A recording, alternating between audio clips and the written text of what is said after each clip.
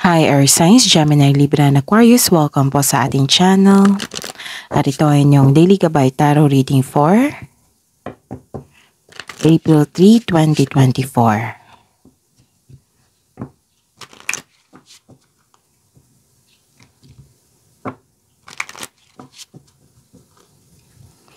Please be reminded that this is general reading po, so maaari kayo magka-relate o hindi. Just take what resonates.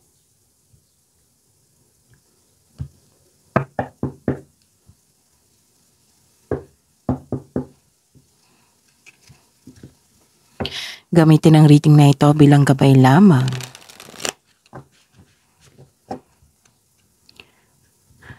Balik po kayo dito bukas para sa ating Daily Gabay Tarot Reading. Please like, subscribe, and click bell button for notification para updated po kayo sa Daily Tarot Reading natin.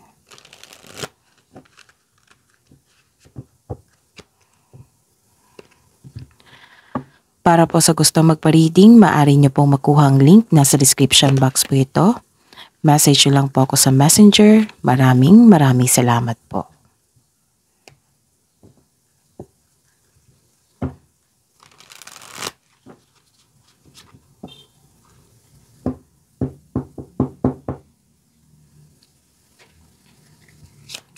Spirits Guide, mga ganap po para kay Gemini, Libra, and Aquarius ngayong April 3, 2024.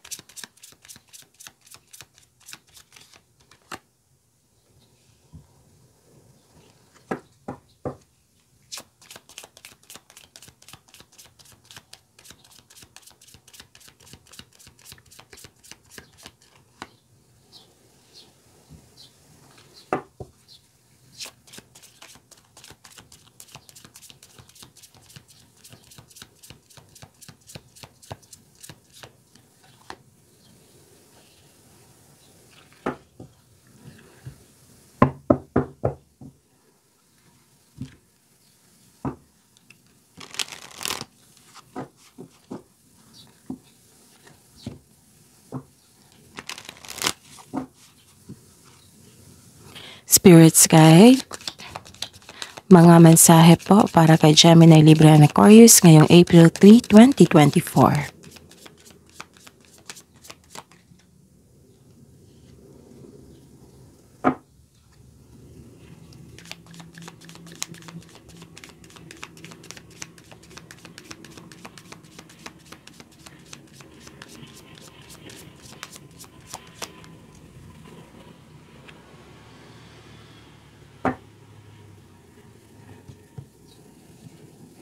Okay, Gemini, Libra, and Aquarius, ngayong April 3, 2024, may nakita ko ditong matigas ang ulo, ayaw makinig sa inyo. Maaring concern mo ito, itong taong ito sa araw na ito. Maaring may naganap na delay or obstacle. Pwede din pabigat or nabibigatan kayo, nahihirapan kayo. May nakita ako ditong darating, makaka-receive po kayo ng blessings. Wow! And may nakita kong clarity, hope, and healing. Marami kayong naiisip na idea ngayon. Some of you nagre-research through Google, through internet, pwede din sa libro para may matutunan. At nakikita ko dito na humihingi po kayo ng guidance. And some of you nag-iisip, kasi marami kayong ideas, thoughts. Nag-iisip kayo, vinivision nyo yung goal nyo sa buhay. So this is very good. Claim nyo po itong blessings po na matanggap nyo po sa araw na ito. And may nakita ko dito na kausap mo yung paborito mong tao. Naka-receive ka ng wisdom message.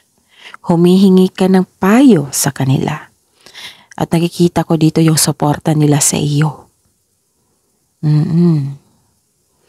So may message dito na para sa inyo. Love affair. Beware love affairs at work rarely and well. Don't lose your mind. Pwedeng temptation ito na magkakaroon ng love affair or isa tong kasi isang warning to eh. Beware love affairs at work rarely and well. Don't lose your mind. So, ibig sabihin, kung pwede, iwasan mo. Baka maka-apekto to sa inyong personal na buhay at saka sa inyong career and money. So, ayun. Pero nasa inyo naman yung decision po kasi buhay nyo po iyan. And, wow, ang lakas ng confidence nyo. Power. You have the power to take control of your life, career, and finances. Focus on your needs. So, sabi dito na instead ma-involve kayo sa love affair dyan sa trabaho nyo. And nagbigay ito ng warning beware. Don't lose your mind. Huwag kayong ma-attempt. Tapos ang sabi dito na focus kayo sa inyong kailangan. Yung needs nyo. Ang sabi rin dito na may power ka to take control of your life, career, and finances. Okay? So, focus po daw kayo sa inyong career and money. Sabi po dito. Kasi, if ever man na magkakaroon ka ng a love affair dyan sa trabaho mo, it might be na ma-distract po kayo. Baro na lang yung plano mo sa buhay regarding sa pag-level up sa inyong magkakaroon ng career and financial growth. Okay?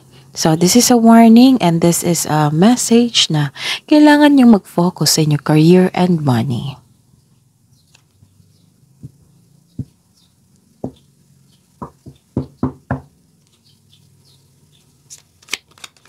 Spirits Guide, ano po ang energy ni Gemini, Libra, and Aquarius ngayong April 3, 2024?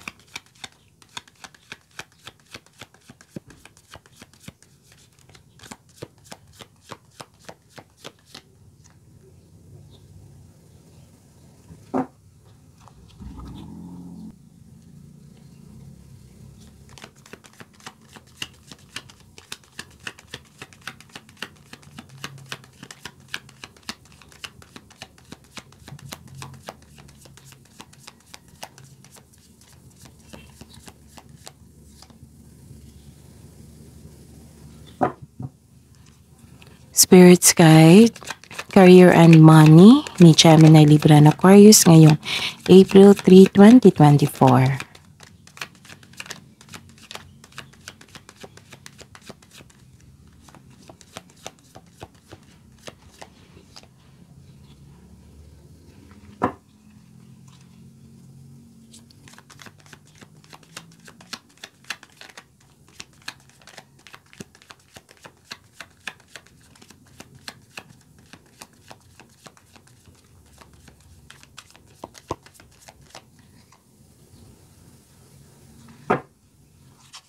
Spirits Guide, Love Life, Self-Love, Partnership, and Romance ni Gemini, Libra, and Aquarius ngayong April 3, 2024.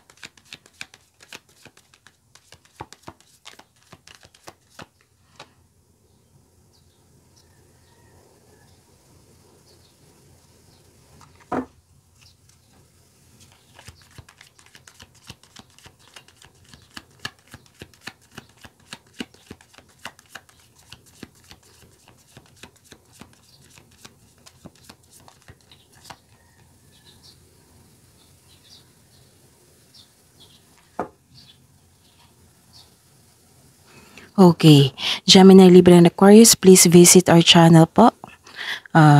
Scroll down nyo lang po hanggang sa makita nyo po yung separated video nyo po. Uploaded na po yung April 2024 Kapay Tarot reading nyo po. And may bago din tayong upload yung Career and Money. Career and Money at marami pang iba. So check nyo po sa channel natin, scroll down nyo lang po. Kasi may makukuha kayong karagdagang mensahe po doon na magsilbing gabay po sa inyo. At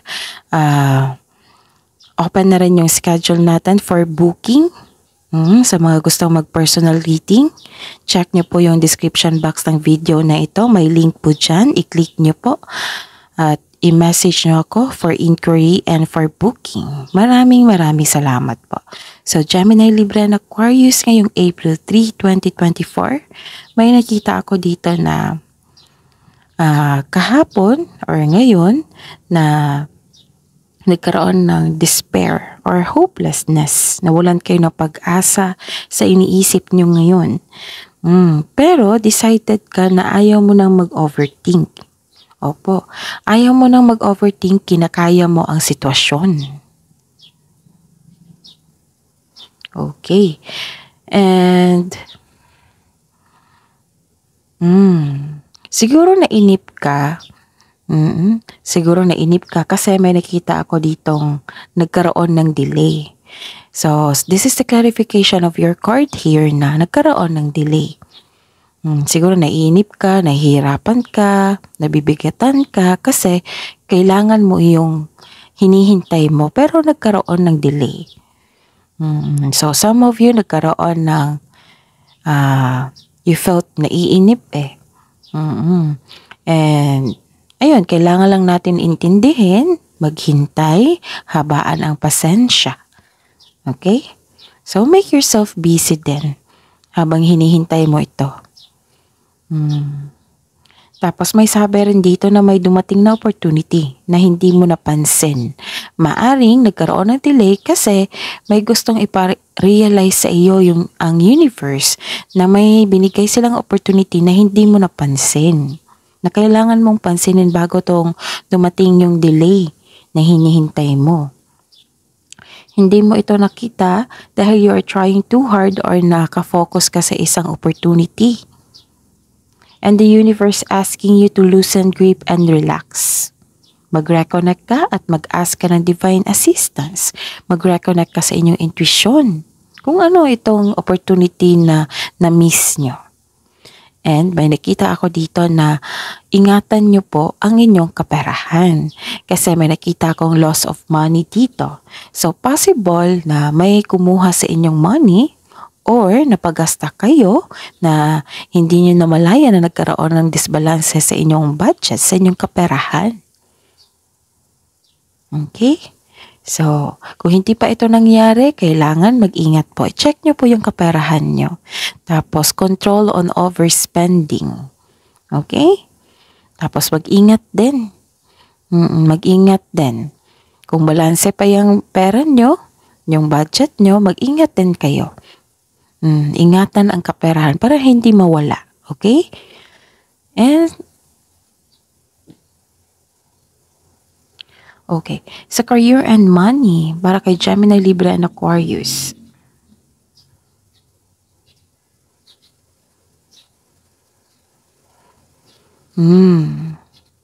So, this is, some of you may na-end of contract, may naranasan kayong na-end of contract kasi this is the clarification of your card na nahihirapan or nabibigatan kayo.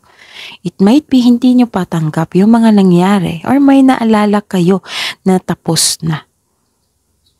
Maaring ilan sa inyo nagkaroon ng end of contract, nawalan ng trabaho, nalampasan yung opportunity na makapagbago sana sa inyong buhay. Ito yung sabi ko sa inyo na baka nagkaroon ng delay kasi may hindi kayo napansin na opportunity na binigay ng universe sa inyo. Kasi too much focus kayo sa isang opportunity na meron palang isang opportunity na binigay sa inyo. So, kailangan nyo mag-reflect ha. Kailangan ng time of reflection. Okay? And itanong nyo sa inyong intuition kung ano ito. And listen to your intuition. Kailangan nyo mag-connect sa inyong energy. Tapos, sabi po dito na ingatan talaga ang inyong kaperahan. Kasi nakikita ko dito ang pagsisisi Kasi hindi iningatan yung kaperahan or trabaho or pag-iingat sa isang opportunity or tao. So, pag-isipan nyo po na mabuti kasi iba-iba tayo ng experience sa buhay. Pag-isipan nyo po na mabuti kung ano iyan. This card asks you to believe in yourself. Think positive na makabangon ka ulit. And have faith na ang divine can lift you out of any period of loss. So sabi ko kanina na kailangan nyong mag-connect sa inyong intuition and ask divine assistance. Tapos magtiwala sa inyong sarili. Huwag kayong mag-self-pity. Magtiwala sa kung ano ang darating. Kahit na hindi kayo comfortable sa pagbabago, kahit hindi kayo komportable sa sandaling ito, ang sabi naman dito, makukuha mo ang kailangan mo. Focus kayo sa mind healing instead of suffering. Kung may nangyari, kailangan natin tangkapin yan and move forward. Pagbutihin po sa susunod na pagkakataon. Tapos focus kayo sa mind healing, huwag kayong mag-focus sa suffering. Kasi nag-suffer kayang ang ilan sa inyo dito nabibigatan, na-suffer. Kailangan natin tangkapin, embrace yan, and surrender. Surrender mo lahat, yung worries mo kay God, at maghingi kayo ng divine assistance. Kasi some of you nalungkot kasi may pagkawala. Ito yung money na nawala. Or pagkakataon na nawala. So kung hindi kayo nakaranas pa ng ganyan, mag-ingat po kayo. Ang ilan sa inyo nakikita ko dito na stress kayo. Or nalampasan nyo yung opportunity na makapagbago sana sa inyong buhay. So this card asks you to believe in yourself. Think positive na makabangon ka ulit. And have faith na ang divine can lift you out of any period of loss. Nakikita ko naman dito na makukuha mo ang kailangan mo. Basta move forward lang po kayo. So take these messages. Don't lose your mind. Baka na out of control na kayo. Na-tempt na kayo sa mga pangyayari dyan. Just because of love affair. Or kung anong pamangyang temptation na yan na nagkaroon ng disbalance sa inyong trabaho at sa kaperahan. Sabi po dito na be confident, have courage, and take an action. You have the power to take control of your life, career, and finances. Focus on your needs. Kailangan ng pag-move on po dito, pagtanggap, embrace, surrender, let go, free yourself, and move on. Forgive yourself also. Para magkaroon ng healing. Kasi may nakita kong healing dito. May pag-asa po. Okay?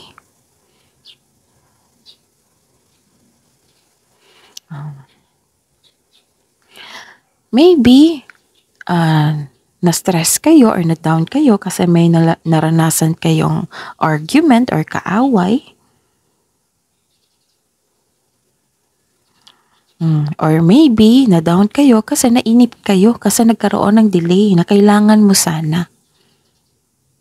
Kahit anong lungkot mo, kahit anong galit, kahit anong emotion pa yan, kung delay talaga yan.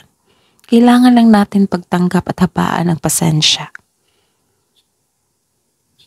Kung nagkaroon ng blockages, and I think, nagkaroon ng blockages kasi nagpa-apekto kayo sa isang tao.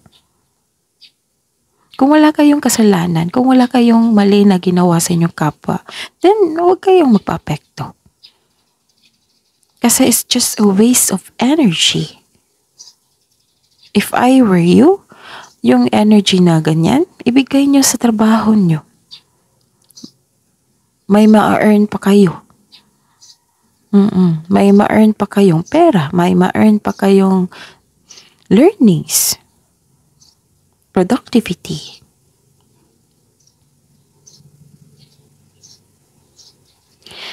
Nakikita ko dito na some of you na against sa inyong, some of you na may against sa inyo, sa inyong desisyon. Na panghinaan ka ng loob. Meron kang naramdaman ng pagkatalo, na down po kayo. Huwag kayong makulong sa inyong isipan. Baka ang nagsalita niyan is ang ego nyo. Baka yung nakikinig kayo sa ego nyo. So, control your mind. Meditate. Okay? Kasi may nakita naman akong hope and healing dito. You should take an action, move forward. Huwag kayong mapahinaan ng loob. Kaya nga lumabas yung confidence power dito eh. Kasi kailangan. And don't worry,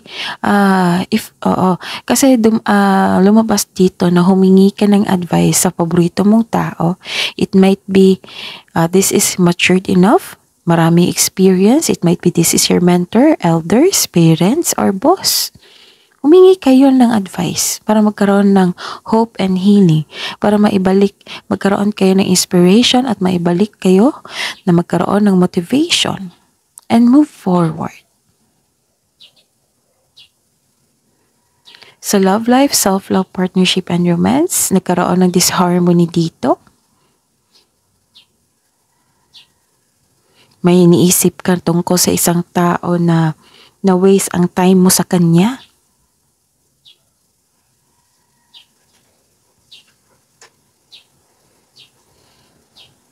Like nag-invest ka ng effort and time. Akala mo siya na, akala mo soulmate mo siya. Pero hindi pala. Marahil nakita mo yung red flag niya. Kaya mas mabuting nakilala mo ito ng maaga. Naiisip mo siya ngayon. Siguro may nagpaalala or siguro kakahiwalay nyo lang. Kasi nakikita ko dito ang breakup and disharmony. It might be this is your past person, nangyari na at naalala mo ngayon. Ilan sa inyo nakikita ko dito na may tampuhan kayo. Yan yung partner, yung kasamahan mo dyan.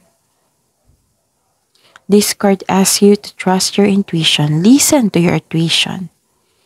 Kasi may nakita ko dito na mayroong sikreto na hindi mo pa alam.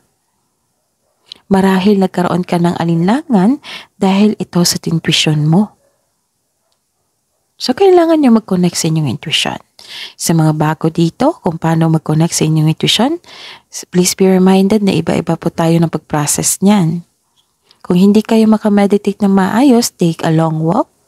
Labas kayo dyan sa bukuran nyo, magpaa kayo, mag-grounding. Tapos, kung pwede maaga, yung hindi maingay ng TV, radyo, tao, kung pwede ha. Tapos, ang maririnig mo lang yung hangin, ingay ng mga dahon, ng mga puno, ingay ng mga ibon. Connect to the nature. Magpaa kayo, grounding. Tapos, tingin kayo 20 meters away. Tapos, tingin kayo sa mga green na color, yung mga dahon. Tapos, meditate kayo. Inhale and exhale. Feel your breathing para ma-appreciate mo yung life. And meditate. Mag-leave kayo ng one question. Kung may sasagot, yan yung intuition nyo. Kung wala kayong time, then kung mahilig kayo sa journal or diary, then magsulat kayo ng ang tawag nito, question. Tapos kung tuloy-tuloy na yan, that is your intuition. Pwede din mag-painting kayo, maggawa kayo ng craft. Kung sunod-sunod yan na without plan, that is your intuition. Okay? Kasi bakit kayo magpaa? Pero nasa inyo yan ha, hindi ko kayo pinipilit. Bakit kasi magpaa? Kasi si Earth, siya yung tutulong sa atin na maging balanse ang ating energy. Magkakaroon ng disbalance sa ating energy kung nakakulong tayo sa emotion natin, kung nagkaroon tayo ng anxiety, stress, naguguluhan, na hindi na makaisip ng maayos, and so on. So, ayun. Na-discuss ko na ha. Ayun. So, talk to your intuition. Okay? Kasi ang intuition, siya yung magsasabi kung sino yung totoo sa inyo or hindi. Siya yung magsasabi kung ano yung susunod na hakbang. Kasi ang intuition, ito yung magtuturo sa inyo patungo sa success. Ito yung tuturo sa inyo kung ano yung daan na pipiliin mo. Lalo na may paglalakbay kayo, may new beginning na ganap, kailangan talaga palakas ang inyong intuition dyan. Okay? So, ayun.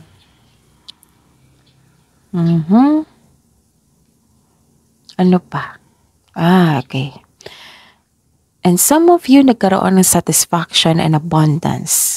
Sa mga single dito, may ma-attract kayong sobrang successful sa buhay at masaya at ready na ito sa seryosong relasyon.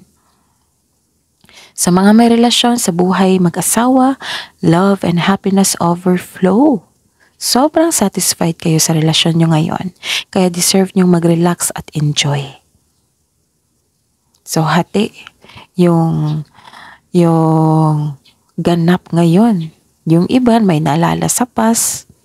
Ngayon is may nakilala kayong bagong energy, bagong tao. Sa mga couple ngayon, love and happiness overflow. Sobrang satisfied kayo sa relasyon nyo. Kaya deserve nyong mag-relax at mag-enjoy. And some of you, your health is improving. Nakikita ko dito.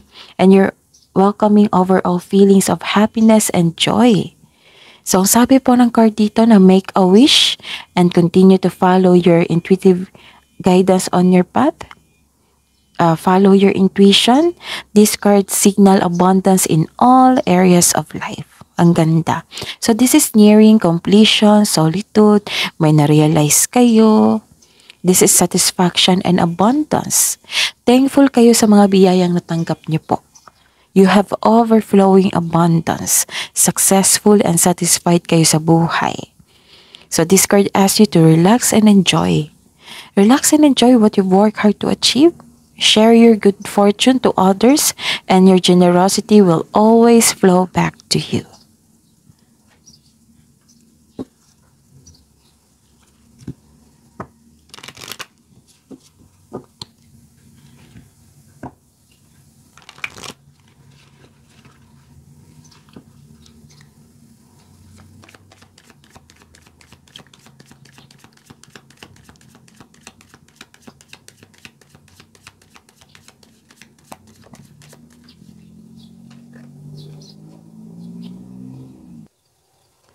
So, love message sa mga single.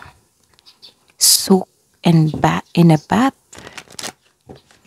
Kung gusto nyo magkaroon ng cleansing, so, salt bath ay kailangan.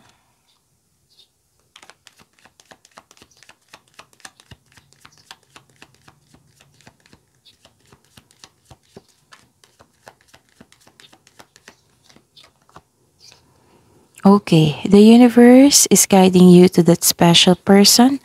Allow everything to take its natural course. Message yan sa may relasyon, sa buhay mag-asawa.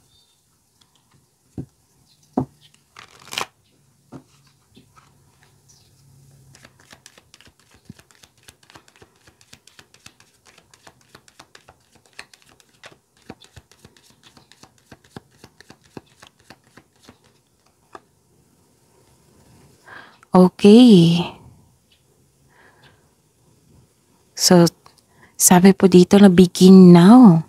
Di ba may binigay sa inyo na opportunity? It might be na may realization kasi naganap dito. It might be, alam nyo na kung ano yung na-miss nyong opportunity. And ang sabi po dito na begin now. Take your first steps.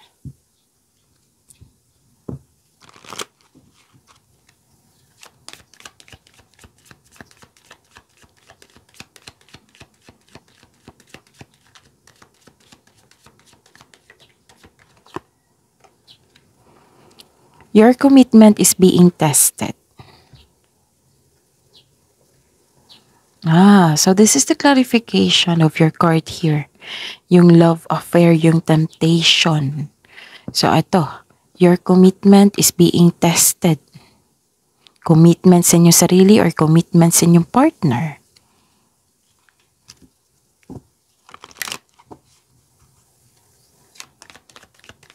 Spirits, guys, angels, archangels, guardian angels, mensahe niyo po para kay Gemini, Libra, and Aquarius ngayong April 3, 2024. Okay, wow. Seraphim, Seraphiel, Tune into the divine will, open to higher illumination. That is your reading.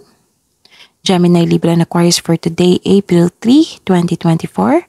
Please like, subscribe, and click bell button for notification para updated po kayo sa daily tarot reading natin. Maraming salamat po.